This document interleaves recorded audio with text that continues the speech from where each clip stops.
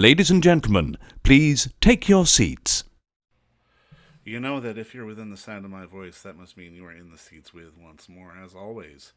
My name is Dave Voigt, and I'm the host of this podcast where we sit down with a wide-ranging variety of industry professionals and pick their brain about current projects, state of the industry, how they got started, and so very much more in a light and conversational fashion. And if you like how we do things, we'd love it if you'd subscribe to this podcast. You're listening right now, so you're halfway there. You can find us wherever you get your podcast: Apple, Amazon, Spotify, Google. It's all good. And plus, if you can give us a like and subscribe over on our In the Seats YouTube channel, where we archive every single one of our episodes, that would be great too. Plus, if you can follow us on social media, that'd be great. You can find us on Facebook, Instagram, and Twitter at either It's Podcast One or at In the Seats. And finally, please come down to In the Seats, intheseats.ca, for all the latest and greatest from the world of film, television, and basically the moving image at large. This episode's an interesting one. We're going to call this a little micro episode because what we're doing right now is, like, I got the unique pleasure of talking with the brand new star of the new Marvel film, Shang-Chi and the Legend of the Ten Rings, Simu Liu, who is from, our hometown of Toronto, right here. He's a hometown boy, and he came home to do some press and plug his fantastic new movie, which you can read about on our site. But it is a great sort of entry into the next chapter of the Marvel Universe, and Shang-Chi and the Legend of the Ten Rings is a real sort of amazing kickoff on that front. And it was a roundtable, so I only got to ask him one question. This will be a micro episode, a short episode.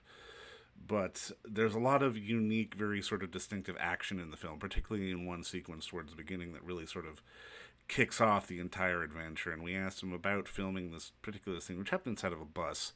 And it really just sort of harkens back to a lot of sort of Asian cinema action sequences that we've seen from the likes of Jet Li and Jackie Chan and that kind of thing. And he talked about that. So enjoy our talk with Simu Liu, and please go check out Shang-Chi and the Legend of the Ten Rings. First off, obviously, thanks for the time today, man. Really appreciate it. Oh, my pleasure. Now, man, I'll admit I'm a sucker for a good action sequence, and I mean, I love that moment on the bus where we really kick it into gear.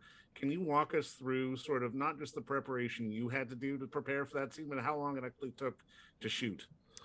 So that sequence took 4 weeks to shoot, but I think just focusing on that undermines how much time it actually took to prep that entire sequence. It really just started, I think, before we even landed in Australia. We started to prep that sequence in LA, and we had the buses that we knew we were working with, and we had an amazing choreographer in Andy Cheng who came to us from the Jackie Chan stunt team. So, we knew right, from the beginning that this was going to be a very, Hong Kong action influenced fight. And what I mean by that is, it was going to be very kinetic, it was going to be very fast, it was going to be very intricate, and it was going to be creative in the way that it, interacts with the environment, in the classic way that Jackie Chan films often do. And it's more than just about choreographing the kicks, the blocks, the punches. It's also about choreographing the camera and how it works with all of those things. So it's so many different moving parts.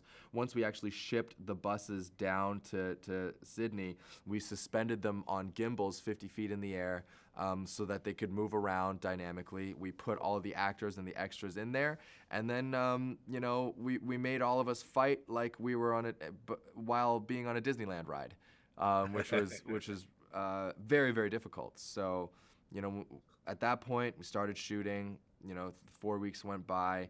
We bumped and scraped our knees and shins on pretty much every single part of that bus, and we're very proud of how it all came out. Well, fantastic, man. Thank you. And don't forget to visit our friends over at Bay Street Video for all your DVD, Blu-ray rental, or purchasing needs this summer, as they are still open for curbside and some mailing delivery as well. Over at 1172 Bay Street, Toronto, Ontario, Canada, you can give them a call at 416-964-9088. That's 416-964-9088. Or send them an email at baystreetvideoto@gmail.com for any of your DVD and Blu-ray needs.